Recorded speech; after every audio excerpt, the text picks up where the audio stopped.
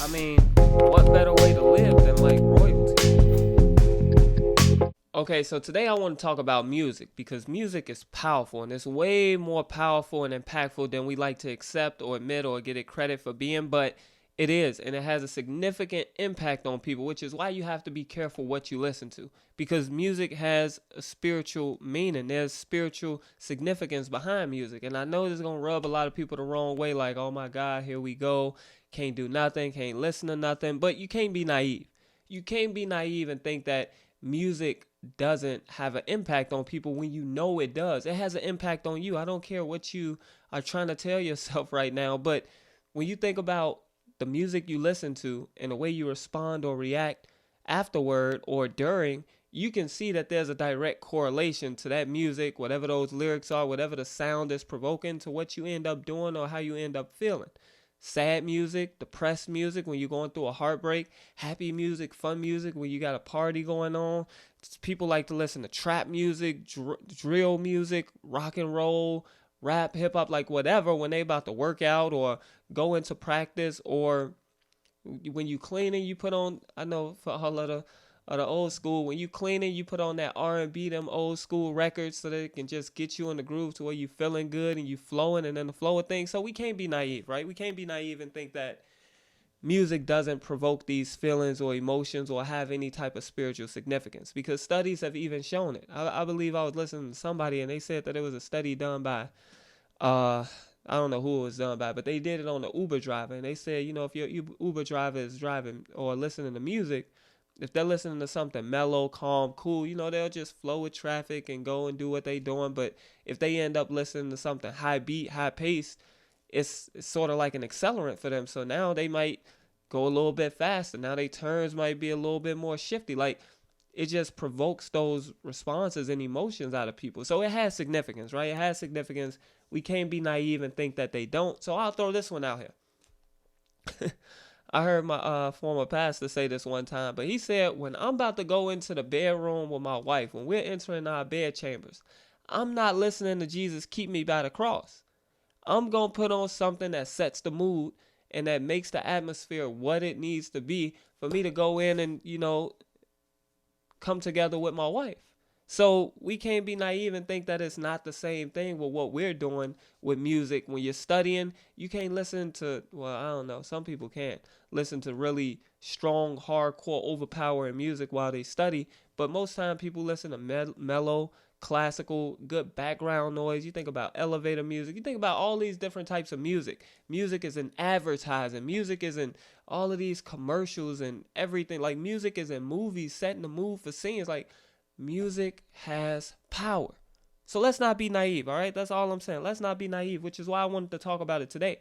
And music is one of those things that are universal, right? So I talked about the way that it can be used in all these different sectors, but it's universal. It transcends barriers. It breaks down differences that may exist between cultures and whatever. But music is also, types of music is very cultural. It's very native. It's just so many different ways that music is used to portray the image. Music is used to really talk about the culture and to really showcase the type of people or the type of place that people come from. A lot of people use music to talk about their background. A lot of people use music to talk about what they're going through, what they've been through, like where they going, what their aspirations and goals are. So music is powerful. But with so many different genres, representing so many different cultures and using so many different things, you have to accept that everybody understands the power of music. And we understand the power of music when it comes to these natural things, right? But what I want to do today is really challenge us to think about, how does music impact me spiritually? Because it has spiritual significance. In reality, everything that we see on earth, everything that we're experiencing on earth, is a picture or a type or a mirror of heaven. So music has spiritual significance because everything was birthed from the spirit realm. Everything we see physically, everything we hear, everything we touch, like, it was all birthed and first came in existence spiritually. We have to accept that. We have to know that. And then after that, it got morphed and adapted to fit within this system that we're living in, which we call the earth realm. So when we think about music and think about how in heaven there's praise and worship going on to the Father constantly before the throne and the power of it, when we think about here on earth and the way that we use music and all of the different things that we use it for, we have to understand the correlation and we have to understand the divisions. And the biggest division is that the devil will use the wrong type of music to provoke the wrong type of responses for you to do something, act some type of way, or get into your own mind, be overran by your own emotions in a way that you shouldn't be, right? So if music can be done to bring about these detrimental effects, how can music build us up spiritually? And that's really what I want to focus on. So just give me literally like 2 minutes and this video will be done. But music is influential, and we can read in Ephesians, the 5th chapter, the 19th and 20th verse, what Paul was telling the church at Ephesus or Ephesus. He was telling them about music and how to use music to build themselves up. So this is how you can do it. So let's go there. Ephesians, the 5th chapter, the 19th verse says, speaking to yourselves in psalms and hymns and spiritual songs, singing and making melody in your heart to the Lord, giving thanks always for all things unto God and the Father in the name of our Lord Jesus Christ. So basically in Ephesians, Paul was telling them everything that they needed to, stop doing or shy away from, because before this he said, be not drunk with wine where it's access, but be filled with the Spirit, meaning the way that you're supposed to feel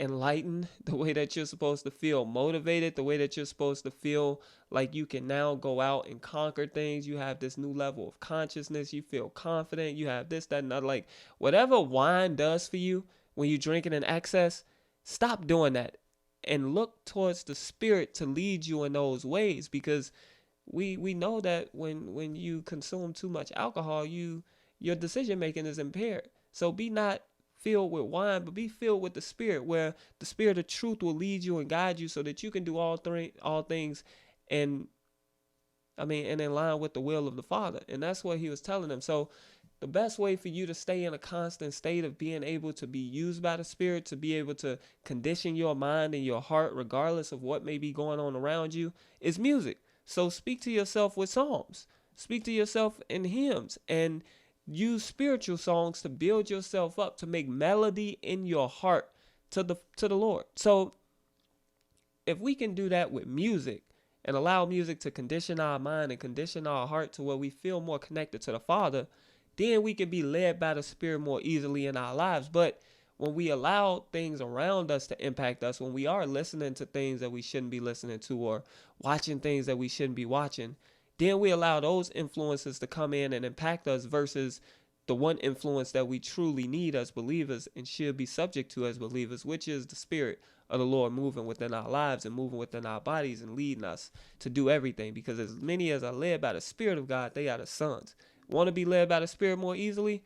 Speak to yourself in psalms and hymns and spiritual songs. If you want to make sure that you're staying connected to the Father, make sure you're staying in worship and praise within yourself. You don't need a church. You don't need the musicians. You don't need all of that other stuff. You don't even need a track. You can sing and talk to yourself in songs. We got Psalms in here in the Bible. We can go there and read those, memorize a couple of those. David, who was known as the greatest king, but also a great praiser. He constantly praised the Lord. He wrote all of these psalms. He stayed in a state of praise. So it's not a coincidence that he was the one that was very victorious in battle, that he was the one that we read about and that we see about doing all of these amazing things. So yeah, music is powerful, but use it for your good, because it is one of the 7 pillars of influence. It's one of those. And maybe I'll do a video about that. But if you don't know, then, the media and communications one, music fits into that because it is media, it is communications. But you got the other ones like family and economics and politics, government, or religion being one, which is where the church falls. But all of these powers of influence, these 7 pillars, are things that we need to be aware of because they do impact us. They do, have some sort of influence over us, whether it be positive or negative. But as believers, you should always be proactive. As a believer, you should always be the one who's using whatever is around you, whatever you are in the midst of, as an opportunity for growth and as an opportunity for advancement, rather than those things suppressing you and subjecting you, because you are not held back by the elements of this earth. The elements of this earth have to respond to you. And if music is one of those things, then use music for the good and not allow it to impact you in a negative way. That's all I'm saying. So music is actually a spiritual key. It's a spiritual key that can help you in your enhancement. And if we use it correctly, we can see leaps and bounds in our relationship with the Father, because they that worship him must worship him in spirit and in truth. Get in the state of worship by constantly conditioning yourself to constantly be in a place where you're singing and making melody in your heart to the Father. All right, that's all I'm saying. So music is powerful. Don't be naive and think that it isn't. It has an impact on all of us. If you want to go ahead, let me know what you think about this. Like, comment, subscribe, and I'll see you in the next video. Peace. Something like that.